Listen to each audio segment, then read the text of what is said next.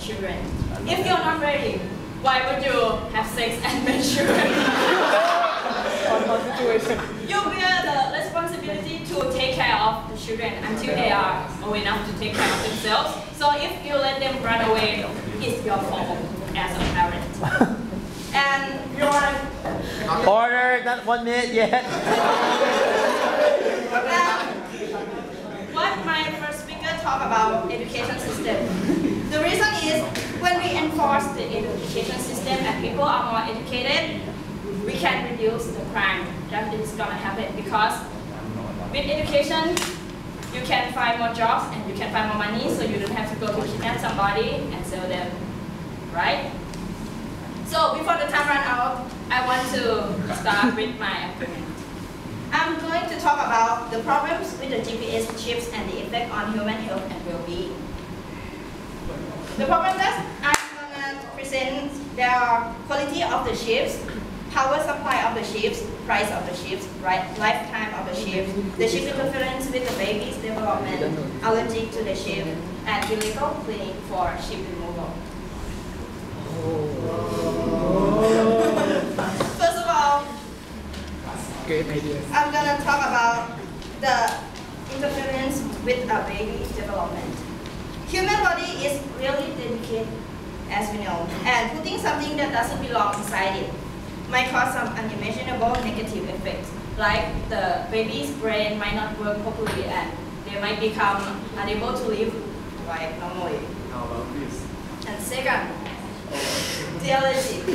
Humans can be allergic to flowers, food, and many animals. So how can you make sure that the material that you use to make the chip won't be allergic? And you may have done thousands of research to guarantee that it is non-allergical, but there might be 1 in a billion or 1 in a million people that is allergic. And what if a child is allergic and die? How are you gonna repent for the parents? What will they think if their child died because of the chip? Is it acceptable? And the third one is the quality of the GPS chip. The children that are born, there are many children that are born every second. Even now that we are in this room, out there are many children that are born. And the chips that are made for every children will be mass produced, right? And as we know, mass produced products aren't very, the quality isn't very good. So how can you ensure the quality won't drop and harm our children? And next one is the power supply of the chips. As we know, with today's technology, you can find a power supply that is small enough and good enough to fit into a human body. And imagine the laptop's battery. It can only last a few hours and it costs 1,000 baht or something like that. And if you want to make it smaller and last longer, how much will it cost? Now, with the cost of the chips, as we know, the battery is already a problem, and the chip itself is already a problem.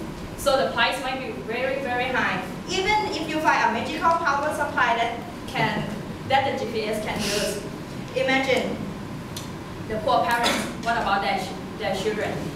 Okay. If the government work doesn't, the parent doesn't have to pay you money. Okay, and where does the government get the money to build the ships in the first place?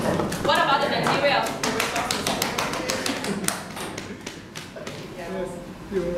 And now, the lifetime of the chip. With the battery, as the laptop, as I have already mentioned, laptop can only last a few hours. What about the battery of your GPS chips? How can it last longer? Like 18 years old? Or do you have to change it every 1 year or every 5 years or something like that? And what about the price again? The problem just looping around like this. So how can you prevent it? Now, with the most important one, the illegal cleaning. Illegal cleaning. The PM said that the implanted chip can be removed, right? So it raises another harm to our children, our future. Now, there abortion. And next, there will be legal clinic for chip removal. And since those clinics are illegal, you can be sure that the child will be safe if they just secretly go and remove the chip. They can remove the chip, and when they don't want to go to school, they put the chip in their friend's pocket.